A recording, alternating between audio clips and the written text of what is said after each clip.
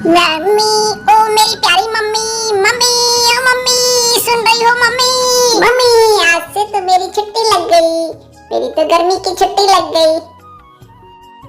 अच्छा, तो कुछ गृह कार्य मिला है कि नहीं? गर्मी के समर वेकेशन के लिए कुछ काम स्कूल से मिला है?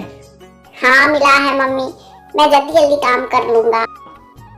अच्छा ठीक है, चलो हाथ मुंह धो लो, खाना खा लो।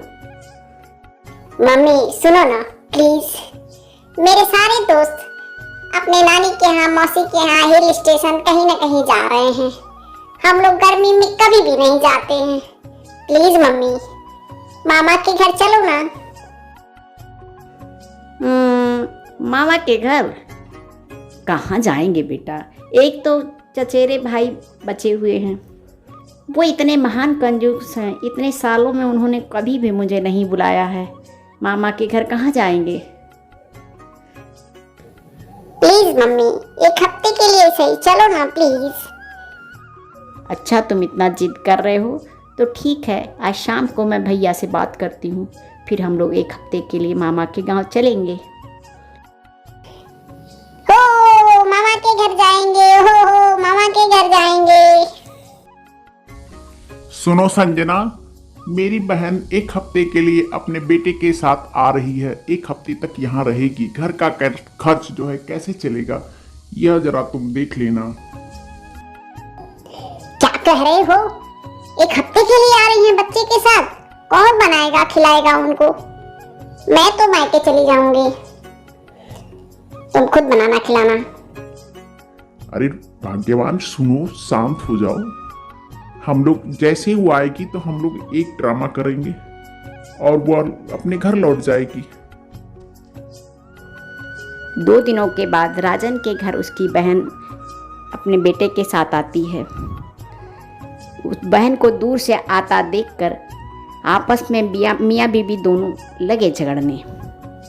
बीबी कह रही थी, दिन भर तुम घर में पड़े पड़े सोए रहते हो, कभी कुछ काम नहीं करते। मैं बाजार जाती हूँ, सब्जियाँ लाती हूँ, खाना बनाती हूँ, तुमको खाना खिलाती हूँ, तुम क्या करते हो? अरे अच्छा, तुम ही सब काम करती हो, मैं तो जैसे कभी कुछ करता ही नहीं हूँ। तुमने मेरे नाक में दम कर रखा है।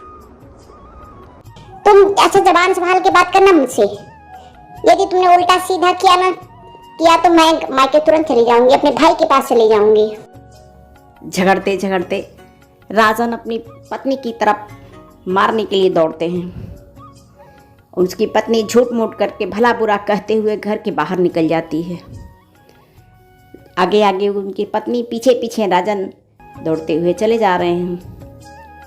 बीबी कहती चली जाती है, मैं कभी नहीं लौटूंगी, ये सोच के रखना, मैं आपके घर में बिल्कुल भी नहीं रह सकती, किसी कीमत में नहीं रह सकती।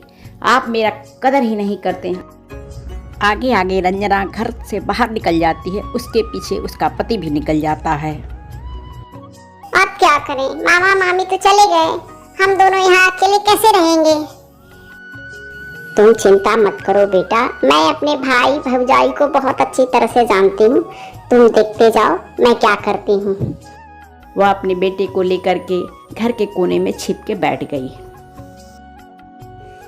आधा घंटा इधर उधर बिताने के बाद दोनों हंसते मुस्कुराते घर के अंदर प्रवेश करते हैं और पत्नी बोलती है, देखा तुमने मैं कितना सयाना हूँ, मैं तुम्हारे पीछे दौड़ गया।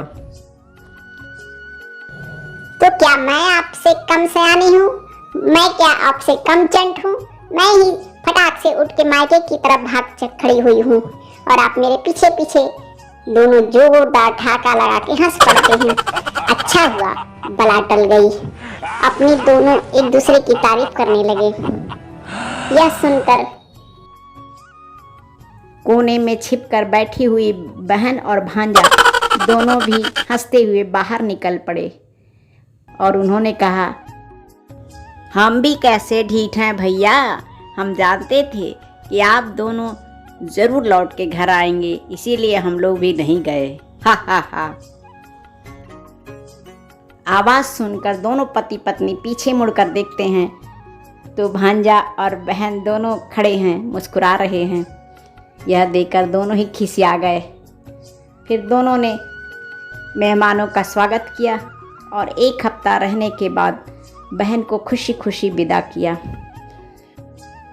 तो देखा है आपने, मेहमान सदा के लिए हमारे घर नहीं आते हैं, 2-4 दिन के लिए आते हैं। हम उनका मन से स्वागत करें, खुशी खुशी उनको विदा करें, वो अपने घर लौट जाते हैं। हमारी कहानी आपको पसंद आए तो हमारे चैनल को लाइक, शेयर, सब्सक्राइब जरूर कीजिए। धन्यवाद।